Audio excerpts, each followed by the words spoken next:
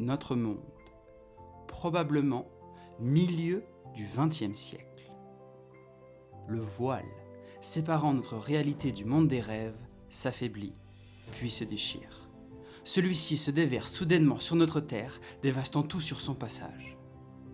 Depuis cette catastrophe, que l'on nommera plus tard la confluence, le tumulte, un flux instable et destructeur provenant du monde des rêves, le tumulte n'a de cesse de souffler sur notre terre. Tel un tsunami inarrêtable, l'éther, un mélange d'idées bouillonnantes, vivantes, changeantes. L'éther se fracasse et s'insinue dans tout ce qui compose notre réalité. Les êtres vivants comme les choses inanimées changent en permanence, traversés par des idées mutagènes ne leur appartenant pas. Leur esprit et leur matière sont ainsi altérés, modifiés. L'humanité, entièrement démunie, ne doit sa survie qu'à quelques oasis miraculeusement protégées du tumulte. Survient alors la grande errance. Durant plus d'un siècle, de multiples tribus humaines, derniers vestiges de notre civilisation, voyagent d'oasis en oasis. Ces traversées ne sont possibles que grâce aux altérateurs et altératrices, des hommes et des femmes capables d'utiliser l'énergie même du tumulte afin de modeler le monde selon leur imagination. Un altérateur pourra assécher un marais en lui accrochant l'idée de sécheresse et de solidité. Il pourra également raffermir la volonté de ses compagnons en leur insufflant l'idée du courage. La maîtrise de l'altération a été sans aucun doute le premier pas de l'humanité vers une renaissance et un avenir plus radieux. Cependant, cette maîtrise ne s'est pas faite d'elle-même. Il est maintenant admis que ce sont les Oneiroy, autrement dit les habitants du monde des rêves, qui ont patiemment transmis leurs connaissances et permis l'usage de l'altération.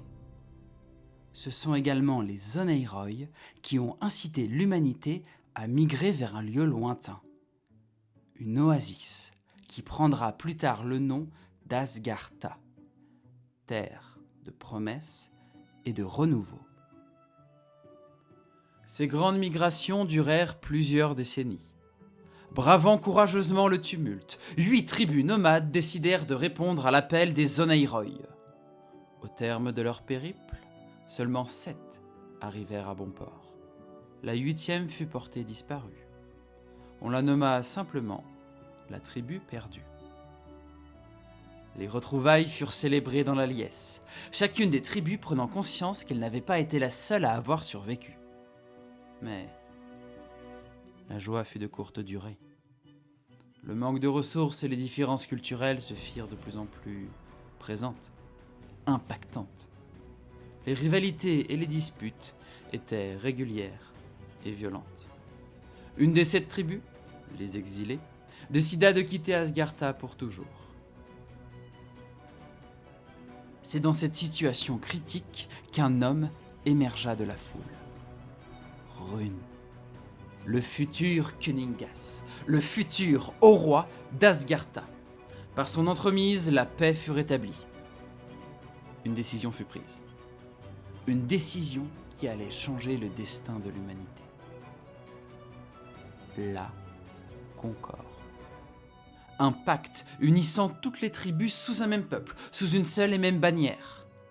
Depuis ce jour, la Concorde devint la raison d'être de l'humanité, le pilier de toute la civilisation Asgarthi. Le temps passa, l'humanité reprit des forces, soigna ses blessures.